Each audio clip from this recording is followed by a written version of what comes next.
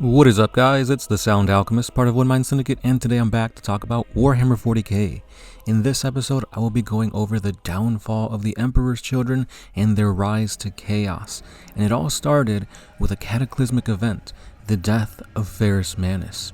So now that we have the Emperor's Children looming over the horizon to come out probably sometime next year, let's go ahead and get some lore on these highly awaited warriors of Slaanesh.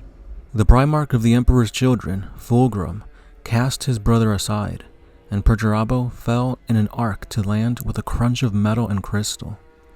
Blood trailed the air in a streaming red arc from Perturabo's chest. The Lord of Iron lay unmoving, his body broken and lifeless. The eyes of every Astarte within the chamber was drawn towards their Primarch, for they recognized that something was terribly off.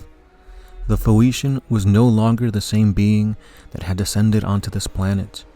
He floated in the air above the shaft, which no longer poured its green torrent up to the restless darkness above, but simply radiated a fading glow of dying light.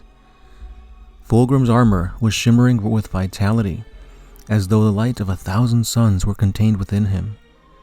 The Primarch's eyes were twin black holes, doorways to heights of experience and sensation, the likes of which could only be dreamed of by madmen. Just as Fulgrim was about to achieve this apotheosis, Perturabo had regained enough of his former strength and rose to his feet. Perturabo walked towards Fulgrim, keeping his hand over the stone extended over the shaft in the center of the chamber. He looked his brother in the eye for some hint of remorse, a sign that he regretted the things that had come to this, something to show how he felt. Shame at plotting to murder his brother. But he saw nothing, and his heart broke to know that the Fulgrim he had known long ago was gone, never to return. Perturabo knew that Fulgrim no longer wanted to be the angel, but now he wanted to attain godhood. He informed the Phoenician that mankind had outgrown such beings a long time ago. Disgusted by Fulgrim's desires, Perturabo hurled the Malgitar stone into the deep shaft, and suddenly a barrage of bolter fire erupted, and a handful of the Emperor's Children Astartes were pitched from their feet. Black armored space marines began charging against the traitors. It was the Iron Tenth, the Iron Hands. All across this chamber, battle erupted as loyalists fought against traitor marine. But the noose of battle was closing on the two Primarchs at its center. Perturabo locked on his knees, and Fulgrim hovering in the air as though bound to his brother, but ties that not even the call of war could break. The Iron Hands fought with the Emperor's Children, and the Iron Warriors as well, zipping streams of fire blasting back and forth between the three of them. During the battle, one of the Astartes of the Raven Guard, named Sherokin, had acquired the fallen Malgitar stone. He instinctively knew that if this stone was desired by Fulgrim, it needed to be destroyed. And taking a bolter from a falling Emperor's Children Astartes, he aimed the muzzle at the strange golden black stone and pulled the trigger. In 1,000 pieces, it shattered.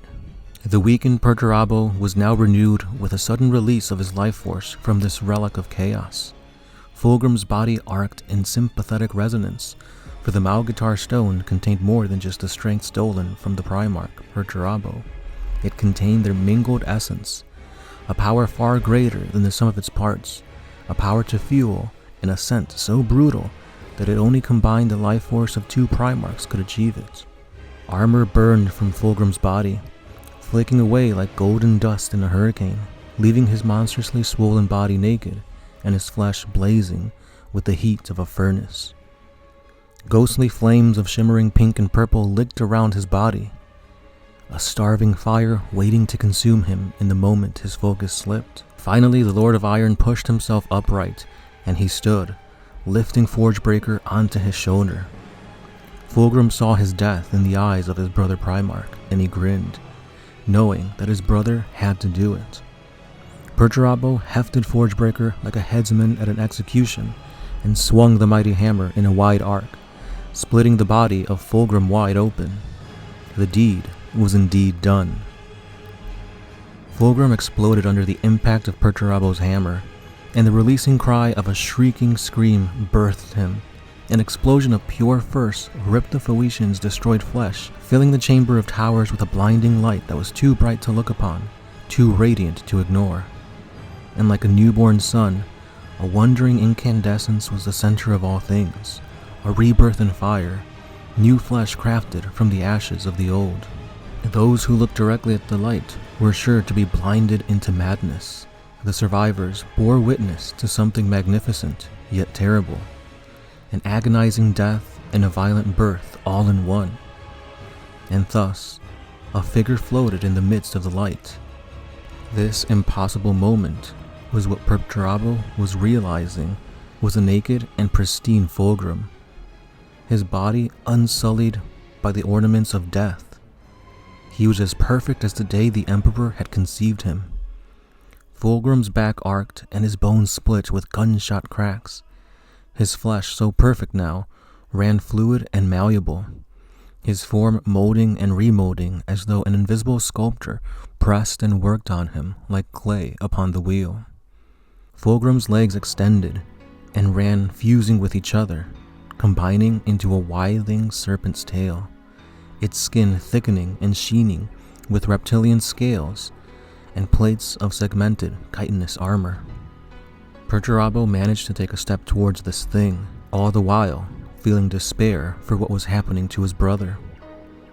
Perturabo had indeed destroyed Fulgrim's mortal body, but this was just a shell, and now he was an avatar composed of warp energy, of light and heat, of soul and desire. Fulgrim's face was a mask of agonizing rapture, a pain endured for the pleasure that was promised. 2 obsidian horns erupted from Fulgrim's brow, curling back over his skull, leaving his perfect face as unsullied as the most innocent child. Fulgrim had ascended into chaos, and was beloved by the champions of Slaanesh. As this newborn demon departed into the Empyrean, the first of the traitor Primarchs to achieve demonic apotheosis was created, and he left his brother with a cryptic message. They would meet one day again. Lifting his hands into the air, a curtain of light rose up from the ground, and Fulgrim and all of his Emperor's children disappeared in an arcane flash of teleportation energy. With the disappearance of the Emperor's children, the crone world that they were on began to tear itself apart. The force at the heart of the world was no more, and the strength needed to keep it in check had left. Soon, this planet would be swallowed by the unimaginable force of a supermassive black hole that lay at the heart of the Eye of Terror. Across the chasm, the remaining Iron Hands gathered up their wounded and fell back from its fissures, heaving ruptures all across the floor as they tried to swallow the Marines. They looked upon Perturabo with hatred, but decided to make their way off-world from the doomed planet. They knew that they could not fight the Lord of Iron and live through this encounter. Perturabo let the Iron Hands depart. He then led his warriors out of this crumbling citadel. Once aboard his flagship, the Iron Blood, Perturabo watched the final death of this crone world. Perturabo's Triarchs stood patiently around their lord, awaiting his orders. The Lord of Iron finally spoke, informing them that he had always moved forwards, never backwards, and that they would be going into the black hole. Though his senior commanders believed that this was suicide, the Lord of Iron informed them that Fulgrim had promised that the 2 brothers would meet again, and such the Iron Warriors were not meant to die within this black hole. His Astartes moved to carry out his order, and the Iron Warriors plunged deep into the heart of terror. Over the next 7 Terran years that followed the massacre on Isstvan V, Horus's rebellion spread across the galaxy, consuming the entire Imperium in the flames of war.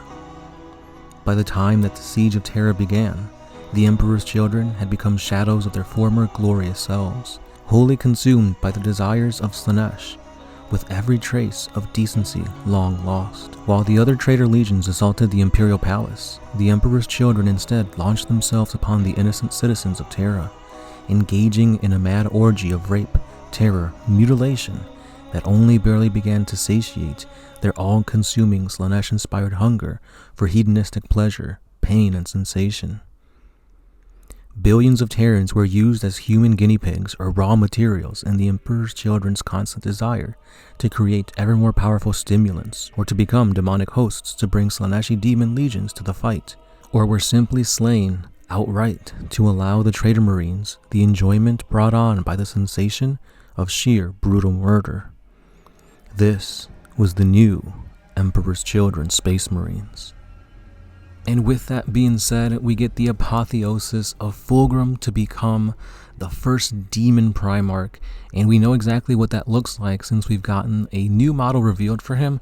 I believe it was last year or it might have been this year. And who knows, with the new Emperor's Children Codex coming out, we might be seeing the 40k version of Fulgrim pretty soon, seeing as how we already have Magnus, Mortarion, and Angron. But I don't know about you guys, but I feel like the 30k model won't really change much into the 40k era.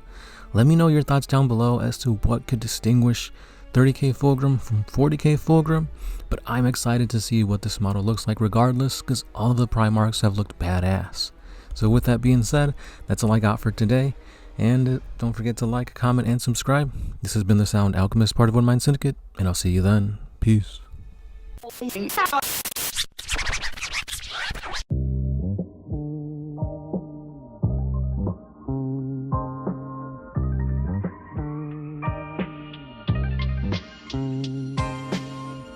Always used to put my freedom first in any situation.